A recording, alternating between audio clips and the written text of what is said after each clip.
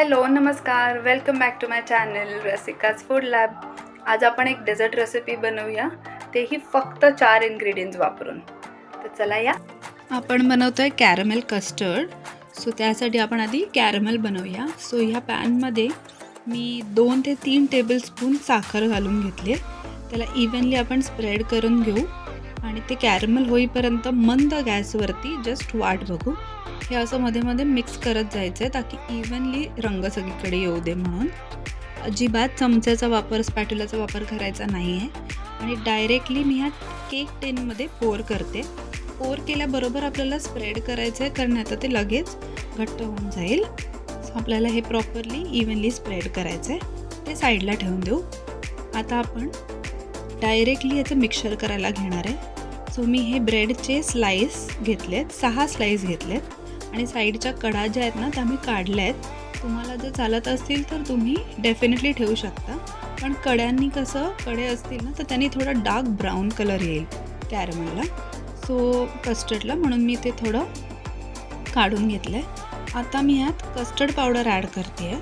हे 3 tablespoon custard powder मी ह्यात add केली आहे आणि अर्धा कप साखर, व्हाईट शुगर, आणि 2 कप विथ मलाई होती माझ्याकडे, सो मी तशीच वापरली. 2 कप दूध, रूम टेम्परेचर दूध. हे घालून आपल्याला डायरेक्टली मिक्सरला लावायचं आहे. हे बघा, मस्त मिक्सर आपलं रेडी झालं आहे, एकदम मस्त. आता सेम पॅनमध्ये मी हे मिक्सर घालून घेणार आहे आणि ते घट्ट होईस्तोवर आपल्याला मिक्स करत जायचं आहे मंद गॅसवरतीच. सो हे आपण आता त्यात पोर केलं आहे. आता मिक्स करत जाऊ आणि घट्ट होईस्तोवर आपल्याला मिक्स करायचं आहे. आता मी ह्या विस्करचा यूज करते कारण गुठळा नको व्हायला ना, म्हणून.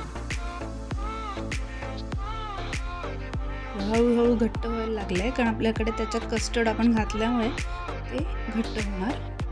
सो तुम्ही बघू शकाल थोडं जाड व्हायला सुरुवात झाली आहे. हे असं मंद गॅसवरती आपल्याला मिक्स करतच जायचं आहे. बघा, अजून घट्ट झालं आहे. हे असं हळूहळू पोरिंग कन्सिस्टन्सी होईल ते आपल्याला चेक करायला, तोपर्यंत आपल्याला घट्ट करायचं आहे. आणि मग ह्या टिनमध्ये आपल्याला घालून घ्यायचं आहे, इव्हनली स्प्रेड करायचं आहे. आपण आता ह्याला टॅप पण करून घेऊया ताकी ते इव्हनली स्प्रेड होईल. हे झालं.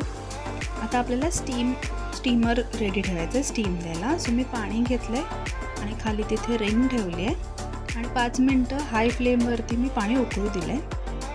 आता त्यावर मी हा जो टिन आपण प्रिपेअर केलेला कॅरमेल कस्टर्डचा तो त्याच्यावर घालते.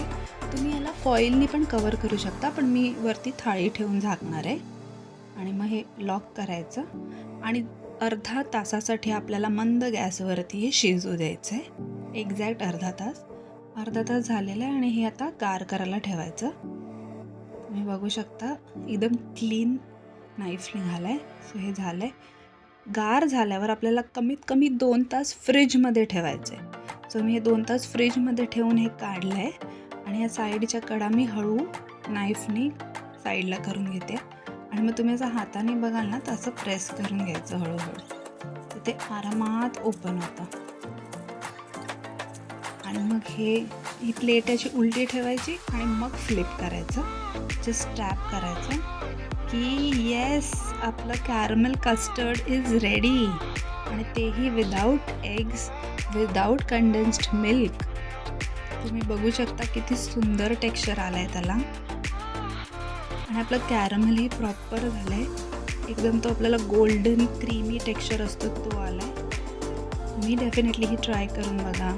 थँक्यू.